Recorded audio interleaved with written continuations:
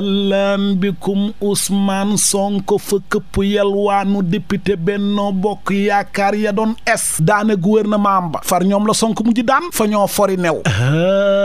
yow seetal fa leen a njëkk a wax na leen député Benno Bokk Yaakaar yéen ñii di cëppi-cëppi di tëb di dal naan yoo yaay fa ngeen di daane gouvernement bi ma jiite ci ab motion de censure faa leen di wax leen fii motion de censure du fi mës a am te bu leen neexee ngeen takk rajo yi di wax rek waaye gis nga fukki fan ak ñaar ci weeru septembre bii fii ak juróom-ñaari fan na leen wër na dootu leen nekk ay député de banaan yéen a ngi daane ay gouvernement yor yéen a kaay ne nam leen ko waxee nag noonu la ko defee fa bàyyi gaay yi taxaar ba dajale ñoom waa Benno yi mu ñëw xapp ko Vox Populi ne Jomaay ak Sonko kay fa ñoo gàntal pexe député Benno Bokk Yaakaar ya enquête yéen a kaay mel ni ku naan non Sonko du nit moo dàq politique fii Sénégal Sonko fa garaaw ndax manœuvre politique njàccaar la ci Le Soleil yéen a kaay ne faa leen di leeralal mbot mi Ousmane Sonko ak Jomaay tëgg waa Benno yi ba tax ñu daanu ba fi mu toll seen digg yaa ngay métti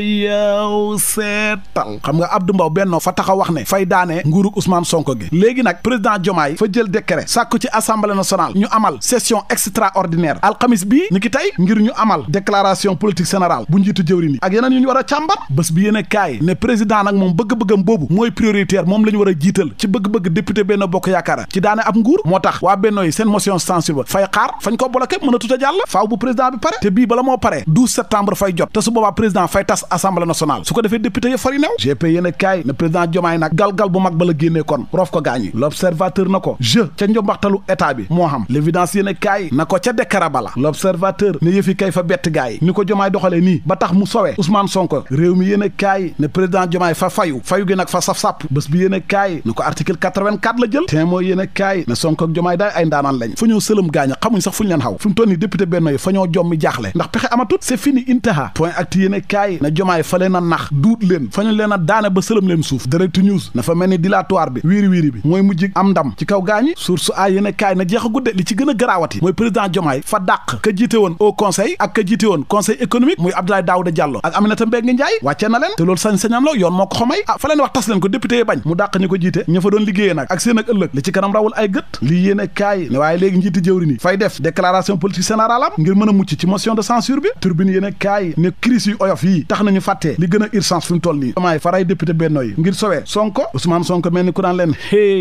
te faa leen di xamal leen nag ñi nekkoon ci nguuru Macky Sall gii sàcc xalalu askan wi ay milliards yu xaaj di jeex faa leen di wax leen ay bés bii semaine bii fañ leen di tàmbalee woolu ci yoon lañ leen dénkoon nañ faw ñu leeral ko xam na ci nag ñoo xam ne ci ñu àndoon Macky jot nañoo daw génn réew mi ñett ci ñoom wala ñeent Dubaay ak Canada ak yeneen réew yi ni mel fa lañ daw dem ndax xam nañ li ñu def waaye ne leen wër na milliards Sénégal yooyu ñu sàcc yàgg-yàgg fañ koy delloo si fi mu toll ni caaxaan faaxee de soo gisee nag boobu ba léegi ñu yéex a tàmbali xoolu géeg ak jàpp geeg yi ni mel parce que ñun fañ doon liggéey ci méthode fexe ba li ñuy def leer naññi duñ tooñ kenn dossier yu leer amul benn buñ ci monté Dakar Presse yéen a kaay ne man nag faasel na sénégalais ñoom fañ leen a jàpp otage ci guerre bi dox diggante ku jëgi ak nguur gi bés bi yéen a kaay na ko faa lay wax leen de président Diomaye Faye fa nar a tas assemblée nationale waaye bu ko tasee xam na ay conséquences de rawatina wàllu budget bi Birahim Seck ne man faa xamul ana lan mooy njëriñu tas assemblée nationale xam na nag ñuy wax naan suñ ko tasee budget bi ñu war a wotee suñ ko mënta wotee fa ñuy jëlaat budget 2024 bi continuer ko te loolu am na ndëgg sërëx bu ci nekk point acte yéen a kaay mel ni ku naan ko faa leen di wax waneen yoon woo xam ne moo gën a gaaw loolu te gars yi moom lañ nar a def maanaam wotee député yi fañ koy amal décembre 2024 bii su ko defee suñ paree budget 2025 bi ñu wote ko ci janvier 2025 su ko defee mu jeex Mamadou Diop Decroix ne man daal ànd naa ak président Diomaye Faye ak Ousmane Sonko ñoo nekk ci dëgg te man faa leen di jàppale jubbanti réew mi liggéey réew mi suqali ko xamul caaxaan ak parparloog tappale ci loolu lañ nekk te loolu man faa ci d'accord la mu d'accordut ba tax fa koo ñaawlu moom maire bu Kaolack Serigne Mboup mooy taxawaayu Dakaractu la dépêche yéene kaay fa ñoo xamal ne Dakaractu daal fa ñoo wëy di continuer yàq der gi ñuy def maire bu Kaolack ak a sosal ak yeneen yi ni mel ba tax maire bu Kaolack fa fas yéene porter plainte diffamation ci ñi nga xam ne ñoo ko tuumal li waral coow li nag mooy fa am kuréel gu ñuy wax addik ay doomu Kaolack yuy défendre intérêt Kaolack fa ñoo porter plainte Serigne Mboup yóbbu ko ca tribunal bu Kaolack le 3 bi passé ñu waral leen a atte léegi atte ba fañ ko mujj dàq ndax attekat yu bees yu Kaolack yi tàmbalee guñ léegi nag Dakaractu moom fa génne woon ba tàqal bañ taf ca tribunal ba ñu di ko wax rôle ñu bind ca Serigne Mboup ak ñam handal ne fañ leen nar a àtte tey lañ leen di toppee nag mooy faux ak usage de faux tappaleeg détournement deniers publics ak yeneen yi ni mel loolu ñu affiché nag ñoom ñu jàllale na ko wane ko du yoon fañ ko xaayee moo tax fañ koo ñaawlu yéene kaay bi ne dara tax lu ma yàq dara sëriñ bu te ñoom duñ ko nangu Xalifa Wàdd na ko waaye ñun tamit liñ du nangu mooy maire bu Kaolack sëriñ bu moomu di foyee Kaolack ndangaan te mooy maire bi gën a tële bi Kaolack mësa am fa tas yaakaaru askanu Kaolack tey askan waa ngi ci mbënd mi gàmmu gaa ngi jege si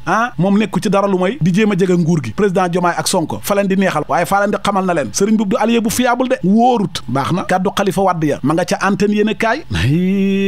leer laneen lu leer ba yegg ca nañ ja mooy ne réewum Chine fa xaatim ay dégg yu bëri ak réewum Sénégal Le Soleil ak Indépendant ñoo ñu ko xamal L'Éveil yéene kaay moom fa ñoo xamal na gendarmerie nationale ngir xeex ray gu bëri gi am ci réewum Sénégal tax na jàpp nañ lu jege 3 junni doomu aadama laas yéene kaay moom fa ñoo xamal ne jëwriñ ji ñu dénk kopparu réew mi ministre des finances fa convoqué woolu patron de presse yi ñi jiite këru taskatu xibaar yi tey ci suba xam nga fa ñoo war a fay fisc loolu lañ bëgg a waxtaanee la mu ñu wax moom Libération mooy na Prodac rapport IGF ba jébbal nañ ko waa digi takk der yaak enquête kat ya mu mel ne xam na ñoo xam ne faa leen jàqal de Prodac yéen a ngi koy fàttaliku coow li fi amoon diggante Ousmane Sonko ak Mame Mbaye Niang takk der jot nañ ca yëf yi de